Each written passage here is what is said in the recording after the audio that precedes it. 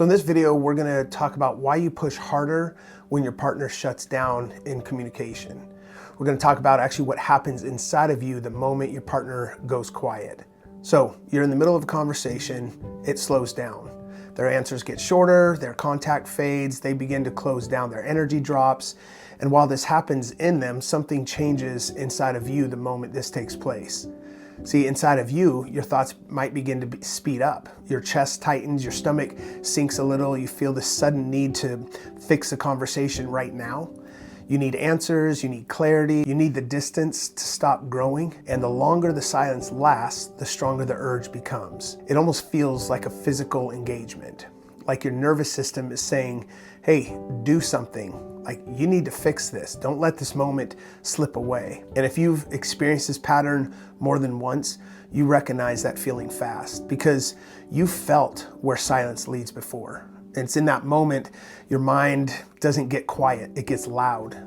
You start internalizing, you start asking questions inside your head faster than you can answer them. What just happened? Did I say something wrong? What in the world is going on? Why won't they talk now? Are they upset? What did I do to upset them? Are they shutting me out now? Is this about something bigger? Are we about to have another conversation that never gets resolved?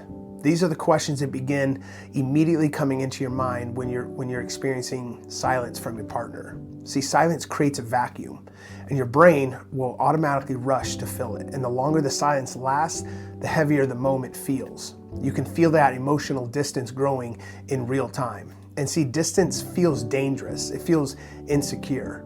And silence doesn't feel natural. So silence feels like a disconnection, and disconnection feels like risk to your nervous system because connection equals security. It equals safety. So when connection feels threatened, your nervous system reacts quickly, not logically or calmly, but instantly. Your brain sends a message: restore the connection now. That urgency is powerful, and it doesn't feel like panic in the moment. It feels like responsibility. It feels like maturity. It feels like emotional awareness. It actually feels like being the one who cares enough to keep the conversation going. And this is where the pursuit response begins. See, when your partner goes silent, you start asking more questions.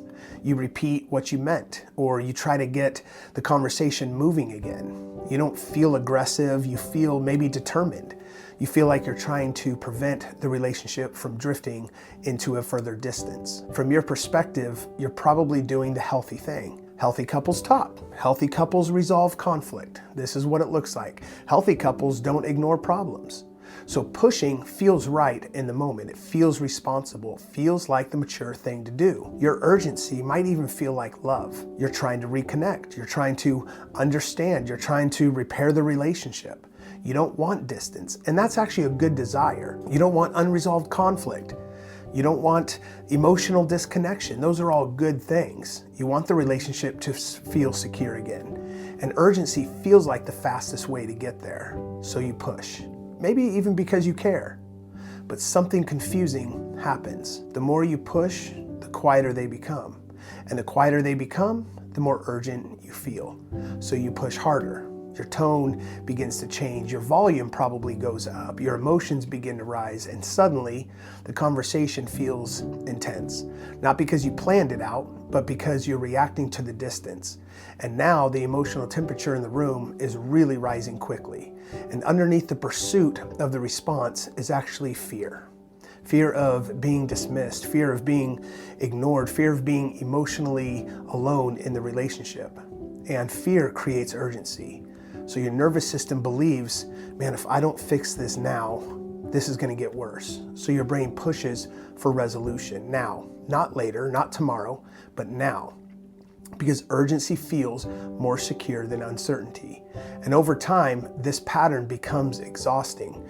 Arguments feel intense faster, conversations feel harder faster, resolution feels further away every time. And you might even start thinking, why does this keep happening? Why do we seem to be back at this place again? Why do we end up here over and over again? Why do we have the same fight? Those questions lead directly into the next part of this series.